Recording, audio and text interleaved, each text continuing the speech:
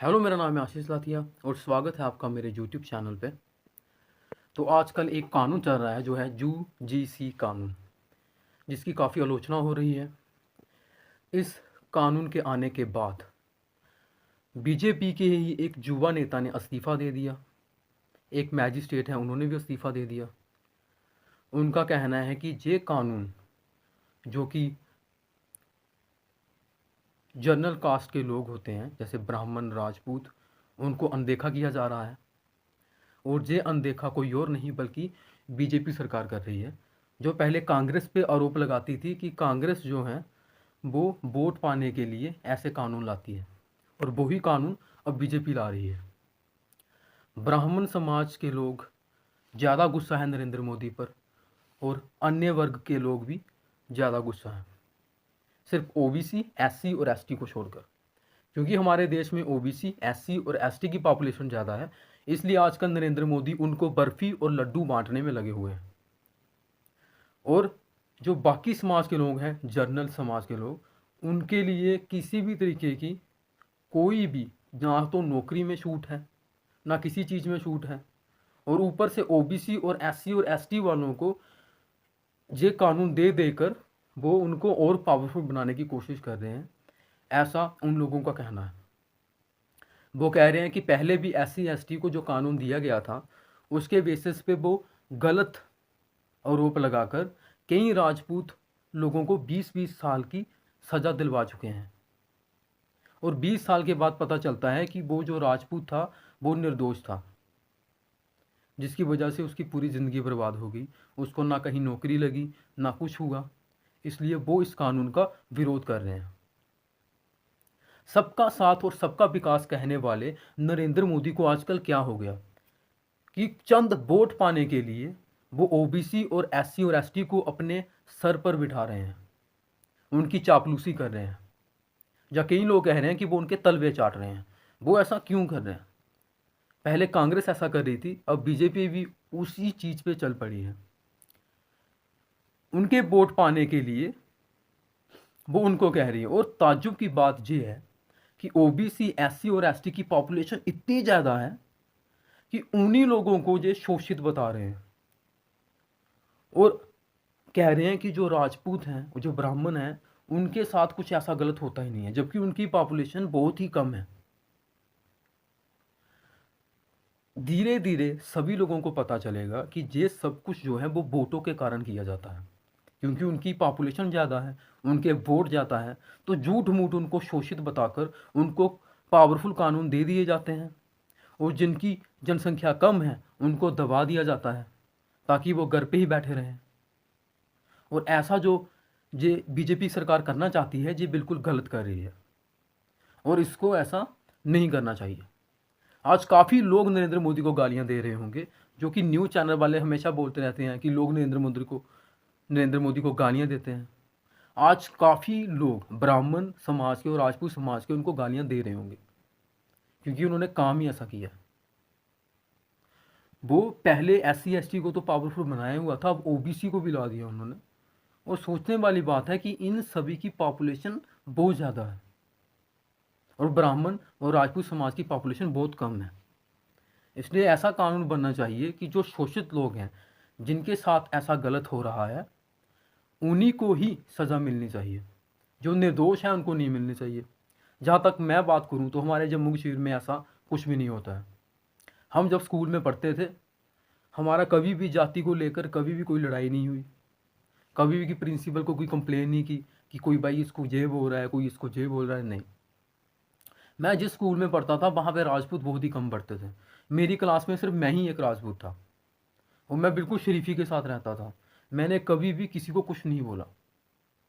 और हमारी क्लास में एक ही ब्राह्मण लड़की थी, वो भी शरीफी के साथ रहती थी, और उसने भी कभी भी किसी को कुछ गलत वलत नहीं बोला। और बाकी जो अदर कास्ट के थे वो भी बिल्कुल सही सही रहते थे। सिर्फ मस्ती मजाक आपस में चलता था, पर किसी जाति को लेकर ऐसा कुछ नहीं होता था। और धर्म के नाम पे तो कुछ होता ही नहीं था, क्योंकि हमारे स्कूल में 100% लोग हिंदू होते थे, कोई मुस्लिम होता ही नहीं था। और जाति पात का कुछ लेना देना नहीं है। ये सारा लेना देना जो नेता लोग हैं वो वोट पाने के लिए करते हैं। जब वोट नज़दीक होते हैं तो कोई भी कानून बना देते हैं, जिनकी जनसंख्या ज़्यादा होती है उनको कानून बनाकर उनको ऊपर चढ़ा देते हैं, और जैसे जैसे उनकी पॉपुलेशन कम हो जाएगी फिर उनको भी कोई नहीं पूछेगा।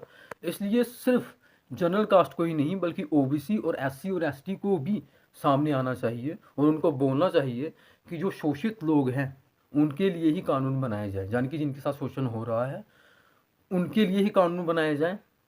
ये जाति के नाम पे कानून बनाना बंद कर देना चाहिए, क्योंकि सभी को पता है कि जाति के नाम पे अभी यहाँ पे कुछ भी नहीं होता है। जहाँ पे कोई भी ऐसा मामला नहीं आता है कि जाति के नाम पे कुछ हुआ हो, नहीं। मैं अगर वीडियो बनाऊंगा ना तो इनको पता चलेगा। आज हमारे गांव में जितने भी एससी और ओबीसी रहते हैं ना, कोई भी ऐसा घर नहीं है जिनके घर पे मोटरसाइकिल नहीं होगा। सभी की बड़ी बड़ी कोठियां हैं।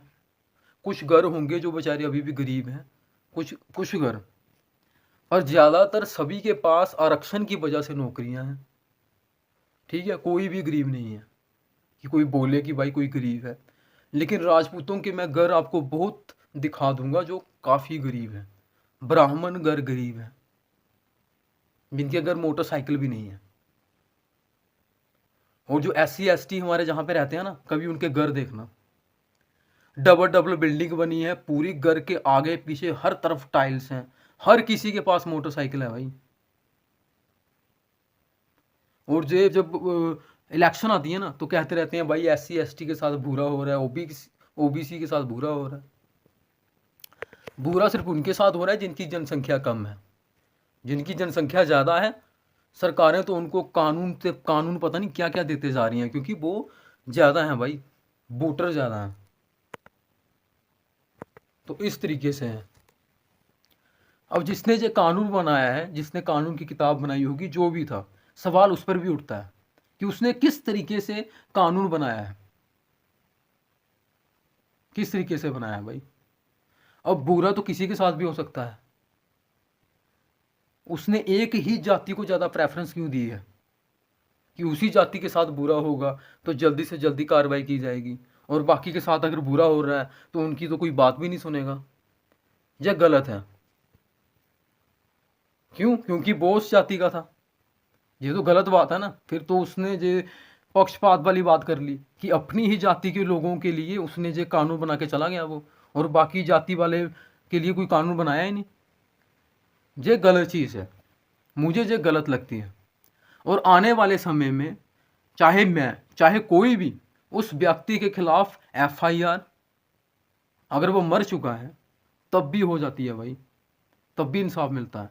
जहाँ तो सुप्रीम कोर्ट में, पहले हाई कोर्ट में, अगर सुप्रीम कोर्ट तक जाना पड़ा तो जरूर केस करेंगे कि उसने सिर्फ अपनी जाति के लोगों को ऊपर करने के लिए पक्षपात करके कानून बनाया है, और इस कानून को जल्द से जल्द हटाना चाहिए।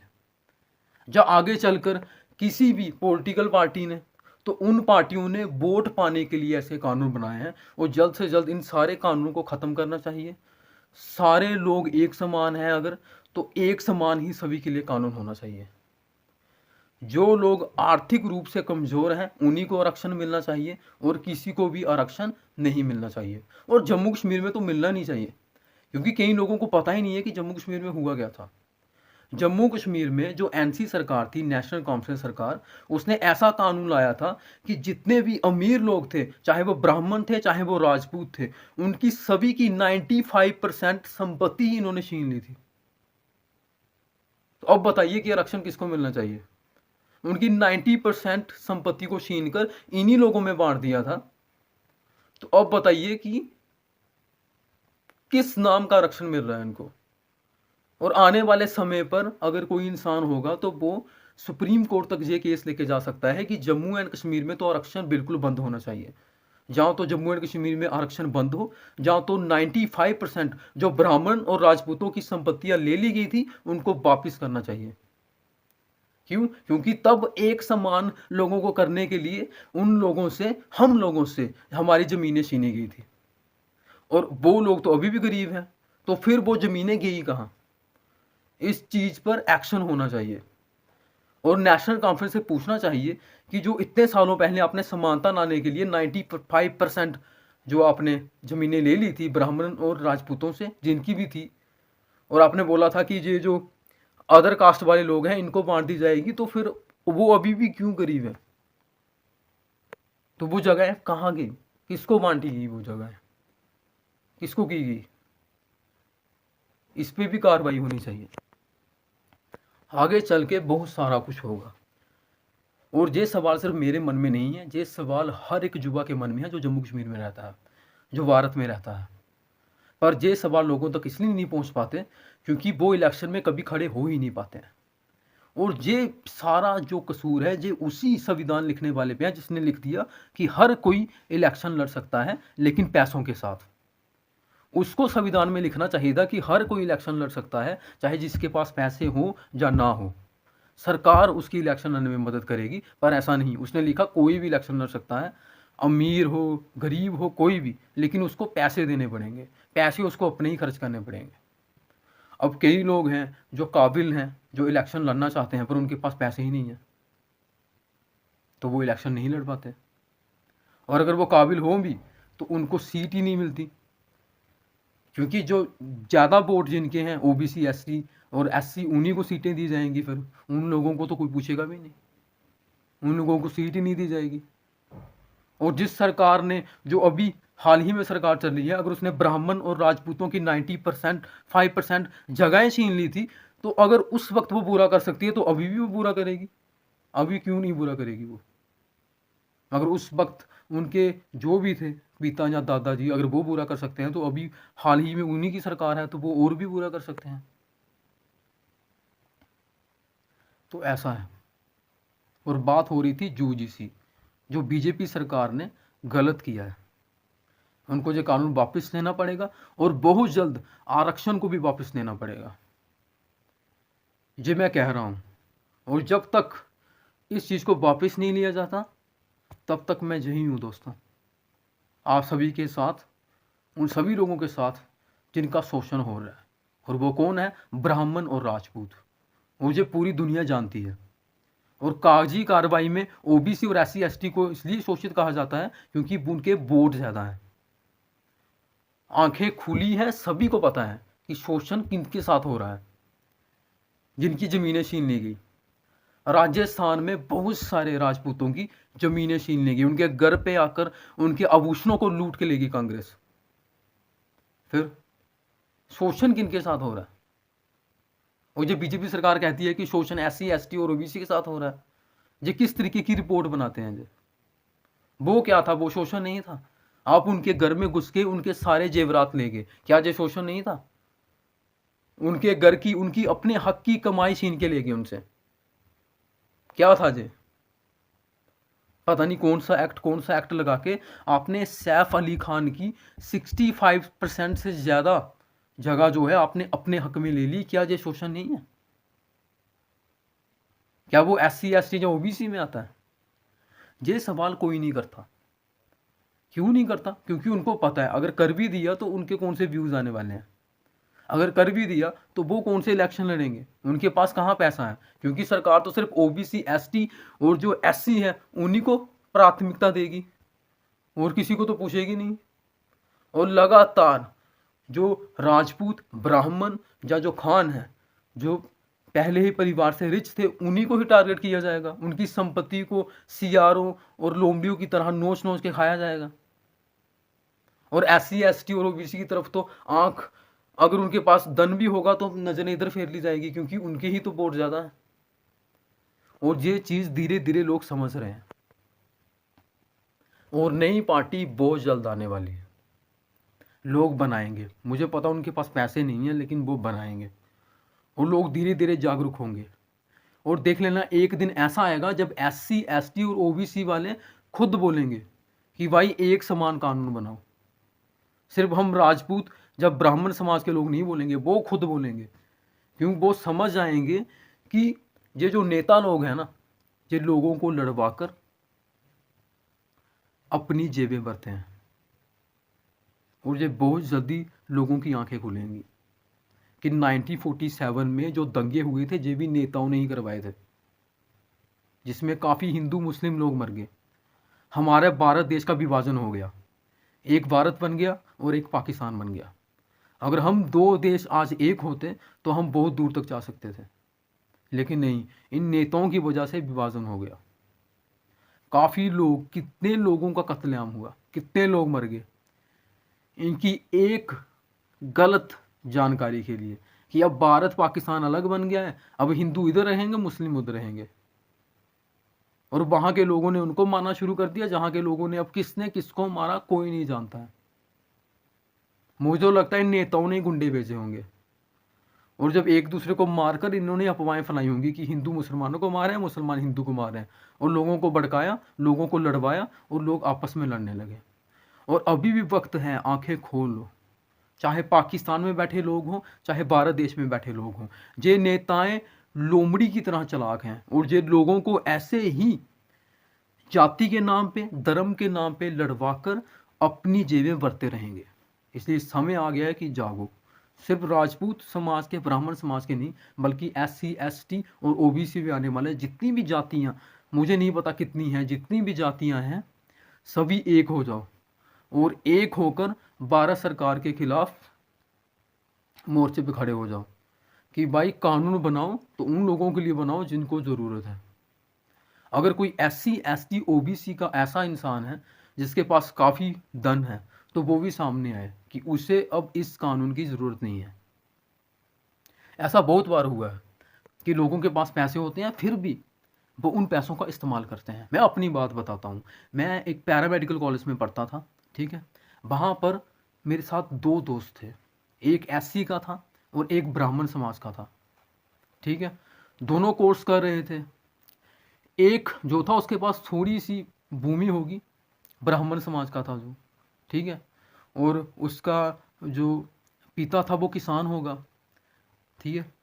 जो भी करते थे बेचारे, किस तरीके से उनके पास आय आती थी और किस तरीके से वो फीस भरते थे, और उन्हें किसी भी तरीके का कोई भी वजीफ़ा, ठीक है, या जिसको कहते हैं कि वो जो सरकार की तरफ से दिया जाता है, कुछ नहीं मिलता था, ठीक है।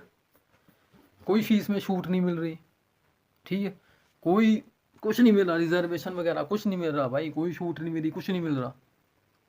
दूसरी तरफ वो SC का लड़का था, वो पता नहीं किस जाति का, पता नहीं कि मेघ था कि चमैर जाति का था, वो मुझे नहीं पता, लेकिन वो जो था वो शेड्यूल कास्ट का था। उसका डैडी इंस्पेक्टर था। उसको कितने पैसे मिले? उसको मिले 32,000 रुपये। और ब्राह्मण जो बेचारा गरीब था उसको कुछ नहीं मिला। वो मोटरसाइकिल पे आता था स्कूल, उसको 32,000 मिला। उसने फ़ोन मिलाया, डैडी मुझे पैसे मिल गए। उसके पापा ने बोला कि बेटा फ़ोन खरीद लेना।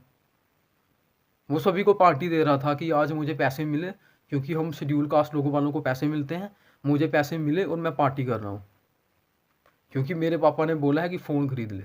लो, उस दिन मुझे असली हकीकत पता चली भारत देश की, कि ये वो भारत देश है जिसमें एक ब्राह्मण समाज का लड़का जो कि गरीब है, उसको सरकार की तरफ से कोई पैसा नहीं मिल रहा है। वहीं दूसरी तरफ एक शेड्यूल कास्ट का लड़का है जिसका पिता खुद इंस्पेक्टर है, उसको 32,000 मिले हैं। उसके पिता ने उसको बोला है कि भाई तू नया फ़ोन खरीद ले।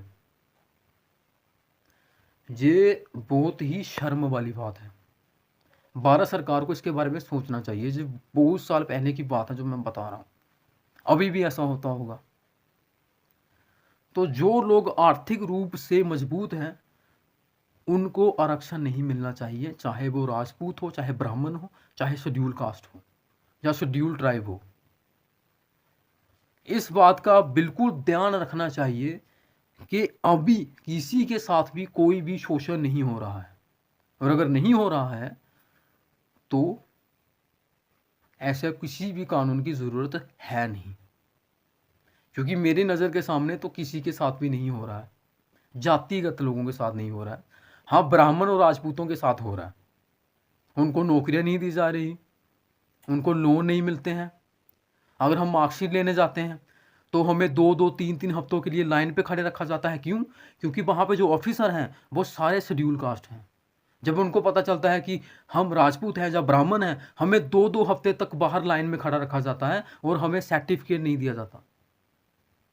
चाहे वो कोई भी हो, चाहे वो 10th की मार्कशीट हो, चाहे वो 12th की मार्कशीट हो, अगर हम बोर्ड में लेने जाते हैं, मेरे पैरामेडिकल की मार्कशीट हो, कुछ भी हो, हमें लाइन में खड़ा रखा जाता है कि हम राजपूत और ब्राह्मण हैं। तो अब बताओ कि शोषण किनके साथ हो रहा है? बताइए किसके साथ हो रहा है शोषण? राजपूत का अगर कोई लड़का या ब्राह्मण का लड़का अगर मर जाए, कोई भी नहीं आता है। हमारे जहाँ पर एक शेड्यूल कास्ट चमार जाति का था कि मेघ जाति का था, वो मर गया था। मीडिया के 20 चैनल आए उसके पास, एमएलए आया भाई, हर पार्टी के नेता आए उधर, और उसके परिवार वालों को 10 लाख रुपया देके गए। लेकिन वहीं अगर कोई ब्राह्मण जाति या राजपूत जाति का मर जाता ना, कोई भी नहीं आता।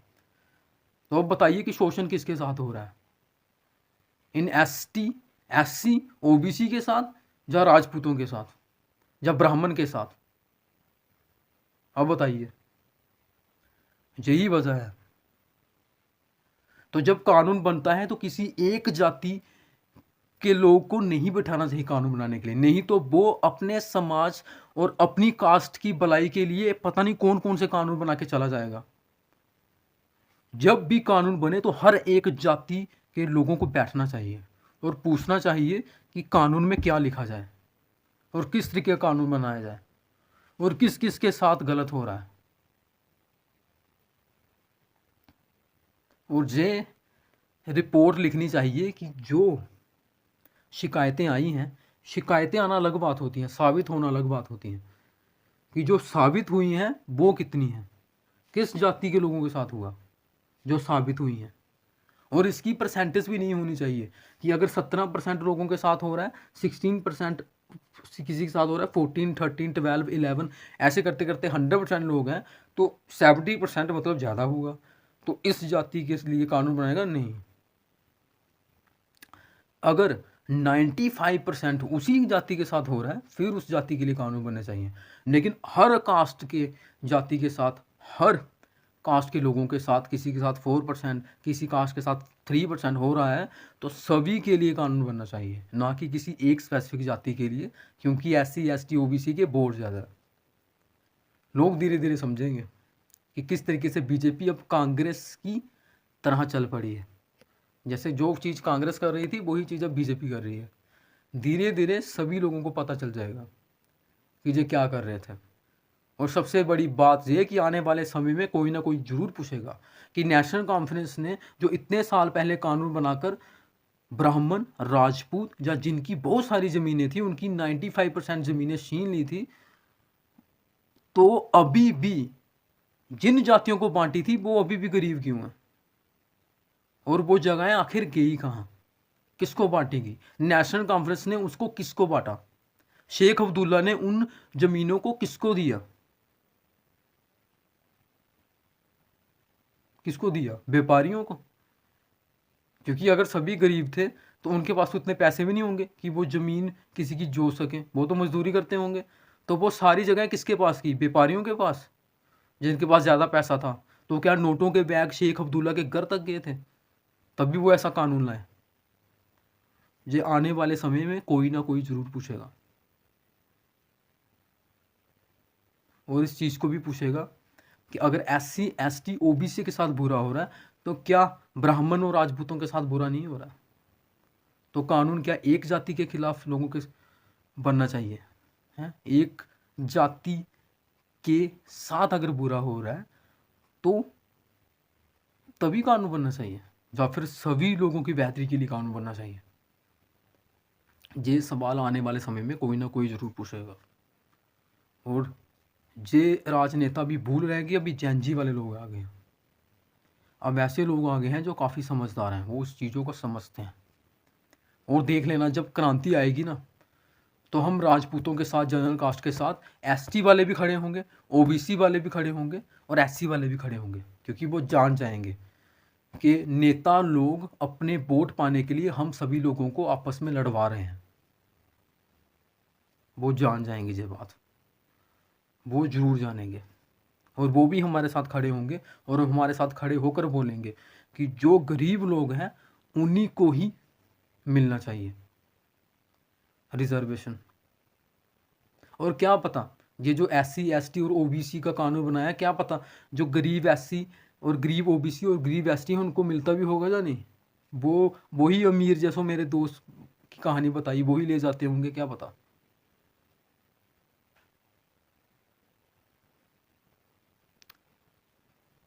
इस वीडियो में आप जब वो चीज़ देखेंगे ना कि जहाँ एक ब्राह्मण समाज के लड़के के पास पैसे नहीं थे फीस देने के लिए, और दूसरी तरफ शेड्यूल कास्ट की कोई पता नहीं कोई निकाला होगा कांग्रेस ने या किसने निकाला, या भीमा अम्बेडकर ने निकाला पता नहीं, उसकी वजह से उस अमीर शेड्यूल कास्ट के लड़के को 32,000 मिले जिससे उसने नया फ़ोन खरीदा। ये बड़ी शर्म वाली बात है, ये शर्म वाली बात है।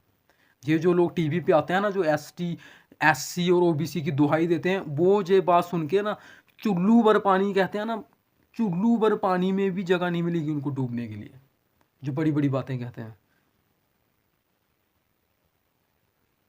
अगर वो मेरी से बात सुनेंगे तो सुनो ध्यान से भाई, टीवी पे तो बहुत कुछ बोलते हो तुम लोग, सुनो ध्यान से। एक तरफ ब्राह्मण समाज का लड़का जिसको फीस भरने के पैसे नहीं थे, दूसरी तरफ आपके समाज SC ST का लड़का, SC ST का भी नहीं सिर्फ SC का, 32,000 रुपये लेकर किसके फीस में से उसको कटौती हुई, ठीक है, उसको वजीफा मिला, उस पैसों से उसने क्या लिया, फ़ोन खरीदा। यानी कि ये एक अमीर लड़के को ही वजीफा मिला और जो गरीब था उसको नहीं मिला। क्यों? क्योंकि वो ब्राह्मण था भाई। फिर और जिसको मिला उसका शोषण हो रहा था, इसलिए उसने फ़ोन खरीदा भाई, क्योंकि उसके पापा तो इंस्पेक्टर था, उसके पापा के पास तो बड़ा पैसा था। तो अब बताइए शोषण किसके साथ हो रहा था? उस ब्राह्मण समाज के बेटे के साथ जो कि गरीब था, जहाँ इस लड़के के पास जिसके पास बाइक थी अपनी, पापा उसका इंस्पेक्टर था, पैसा ही पैसा था उसके पास। और उसको पैसे क्यों मिले? क्योंकि वो शेड्यूल कास्ट का था। तो ये चीज़ें जल्द से जल्द ख़त्म होनी चाहिए भाई। इस वजह से बहुत सारे लोगों को परेशानी हो रही है, हमारा बहुत पैसा बर्बाद हो रहा है। पता, हमारा देश पता नहीं कितने रुपए का लोन ले चुका है। क्यों? क्योंकि वो SC ST और OBC वालों को खुश करने में लगा हुआ है, और उनके लिए पता नहीं कौन कौन सी योजनाएं बनाता है, और बाहर के देशों से लोन ले लेके उनको देता जाता है, जो कि गलत बात है। और जितने भी राजपूत समाज के लोग हैं, जितने भी ब्राह्मण समाज के लोग हैं, या जितने भी समाज के लोग हैं जो बेहतरी, देश की बेहतरी चाहते हैं, उन सभी को मिलकर आंदोलन करना चाहिए सरकार के खिलाफ, ताकि सरकार जागे। और क्यों करना चाहिए? क्योंकि हमने बहुत सारी कुर्बानियां देकर, चंद्रशेखर आज़ाद, भगत सिंह और भी जितने भी क्रांतिकारी थे, सभी ने बलिदान देकर इस देश को बनाया है, इन नेताओं ने नहीं बनाया था, ये याद रखना। अभी तो जो मौजूदा सरकार बीजेपी है उसने बिल्कुल भी नहीं बनाया, उन क्रांतिकारियों ने बनाया है। उन्होंने अपनी कुर्बानी इसलिए नहीं दी थी कि हम घर पे चुप रहेंगे, उन्होंने इसलिए दी थी कि हम इसका विरोध करेंगे। तो जिसके पास भी संसाधन है, पैसे हैं, और जिस तरीके से भी विरोध कर सकते हैं, इस UGC जो भी कानून है इसका विरोध करें, और आरक्षण का भी विरोध करें, और इतना कड़ा विरोध करें कि एक दिन आरक्षण बिल्कुल खत्म हो जाए, आरक्षण रहे ही ना। क्यों? आरक्षण है क्या? लॉलीपॉप नेताओं का, जिनको लोगों को दे देकर ये वोट लेते हैं, और आरक्षण कुछ भी नहीं है, और कुछ भी नहीं है भाई, सिर्फ वोट पाने का इनका जरिया है, और कुछ भी नहीं है। और जल्द से जल्द ये आरक्षण, पहले तो ये UGC और उसके बाद आरक्षण जो है वो ख़त्म होना चाहिए। पहले राजपूत समाज के लोगों ने आंदोलन किया था मध्य प्रदेश में, बहुत सारे लोगों ने मिलकर उनका साथ दिया था, लेकिन वो आरक्षण को ख़त्म नहीं कर पाए थे। लेकिन मुझे यकीन है वो फिर से आंदोलन करेंगे, और एक न एक दिन ये आरक्षण ख़त्म होगा। सुप्रीम कोर्ट भी यही चाहता है, क्योंकि उनको पता है, उनके पास सारा डेटा है, वो जानते हैं कि इस आरक्षण की वजह से भारत सरकार को कितना नुकसान हो रहा है। आरक्षण धीरे धीरे खोखला कर रहा है भारत देश को। अगर ये ख़त्म नहीं हुआ तो एक दिन भारत देश जैसे सूखा पेड़ नीचे गिर जाता है, ऐसे ही गिर जाएगा। किसके बोझ के तले? बाहर की कंट्रियों से लोन लेने के बोझ के तले ये गिर जाएगा। जैसे पाकिस्तान को आज चीन को, अमेरिका को अपनी ज़मीनें बेचनी पड़ रही है, वैसे भारत को भी बेचनी पड़ेंगी। जब इतना लोन हो जाएगा कि वो चुका ही नहीं पाएंगे, क्योंकि लोगों को लगता है कि पैसा पता नहीं कहाँ से आ रहा है। पैसा जो बाहर देश के जो कंट्रियाँ हैं वहाँ से लोन लेती है हमारी भारत सरकार। ठीक है, जैसे हम लोग लोन लेके कारोबार करते हैं, वैसे भारत सरकार भी बाहर की कंट्रियों से लोन लेकर कारोबार करती है और पूरे देश को चलाती है, लोगों को पेंशन वेतन देती है, और हम लोगों से भी इनकम टैक्स लेती है। तो इस तरीके से देश चलता है। और ये रिजर्वेशन के नाम पे और पता नहीं किस किस के नाम पे ये जो फ्री की चीज़ें बांटते हैं, इसकी वजह से बड़ा बोझ पड़ रहा है भारत देश पे। और एक ना एक दिन ये सब कुछ ख़त्म होगा, और ये हम ही लोगों को ख़त्म करना है भाई। सोचो, भारत देश को आज आज़ाद हुए कितने साल हो गए हैं, और अब अपना रिपब्लिक डे मनाते हुए भी हमें बहुत सारे साल हो गए हैं। इंडिपेंडेंस डे मनाते हुए तो इससे भी ज़्यादा साल हो चुके हैं। अब हम अपने हथियार तक बनाने लगे हैं, लेकिन हमारे देश में जो ये शोषण करने वाले कानून बने हुए हैं, जो आरक्षण है, रिजर्वेशन है, इसको हम अभी तक ख़त्म नहीं कर पाए। और इस चीज़ को और पावरफुल कर ब्राह्मण और राजपूतों को दबाने की कोशिश करते जा रहे हैं। इसलिए मैं ब्राह्मण और राजपूत लोगों को कहना चाहता हूँ कि जागो, अब जागने का समय आ गया है आपका। इन सभी कानूनों के खिलाफ आंदोलन करो, और इन सभी कानूनों को हमें ख़त्म करना है। अगर जो एक समानता की बात करते हैं तो सारे एक समान होने चाहिए, सभी एक समान होने चाहिए। राजपूत ब्राह्मण को भी अधिकार मिलना चाहिए कि वो इलेक्शन लड़ सकें। इस बार हमारे जहाँ पे कोई भी राजपूत ब्राह्मण इलेक्शन नहीं लड़ पाया। क्यों? क्योंकि जहाँ पे 15 पता नहीं 20 साल के लिए रिजर्व हो गई है।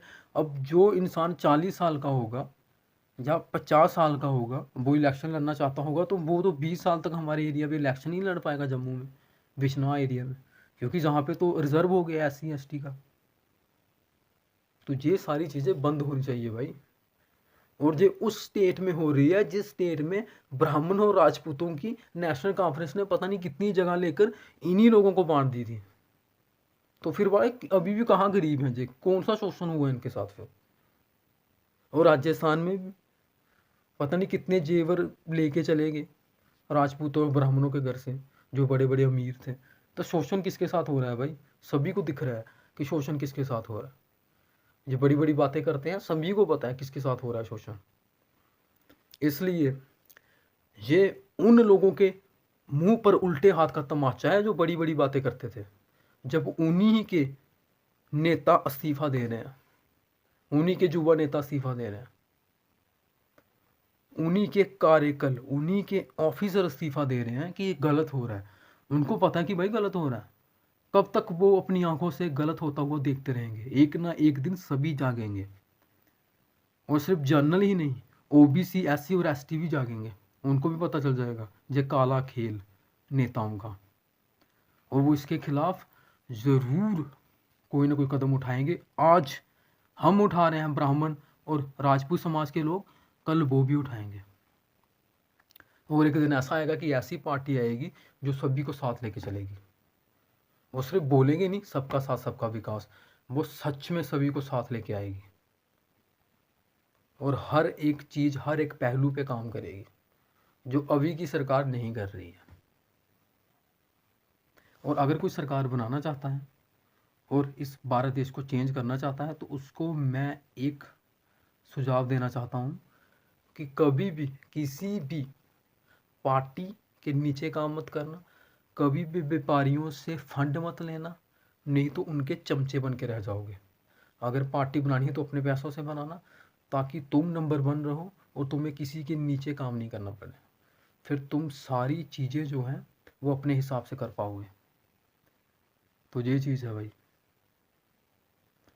इसको याद रखें। कभी भी आपके साथ गलत हो, डरे ना। ये याद रखें कि ये वो भूमि है। आज अगर मैं जहाँ पे वीडियो बना रहा हूँ तो किसकी वजह से? चंद्रशेखर आज़ाद, भगत सिंह और बहुत सारे क्रांतिकारियों की वजह से, क्योंकि उन्होंने कुर्बानी दी थी। ये हमेशा याद रखना। इन नेताओं की वजह से कुछ भी नहीं हुआ था। इन नेताओं में किसी भी इंसान ने कुर्बानी नहीं दी थी। जो हमारे पहले प्रधानमंत्री, उन्होंने भी नहीं दी थी। उनके तो अहिंसावादी आंदोलन था, उनमें से तो कोई मरा ही भी नहीं था। ये सभी हमें गर्म दल के लोगों ने दिलाई है, जो आज़ादी दिलाई है। और उन क्रांतिकारियों का हमें हमेशा याद रहेगा सब बलिदान जो उन्होंने दिया। उनके लिए जागो, उनके लिए जागो, उनका बलिदान ऐसे व्यर्थ नहीं जाने दो। उनके लिए जागो और सच के साथ चलो और बुराई का नाश करो। और तुम सच्चे हो तो ईश्वर तुम्हारे साथ है, कोई कुछ गलत नहीं कर पाएगा। हमें मरते दम तक सच का साथ देना है और अपनी बेहतरी के लिए, अपनी अच्छाई के लिए हम लड़ते रहेंगे। जय हिंद, जय भारत।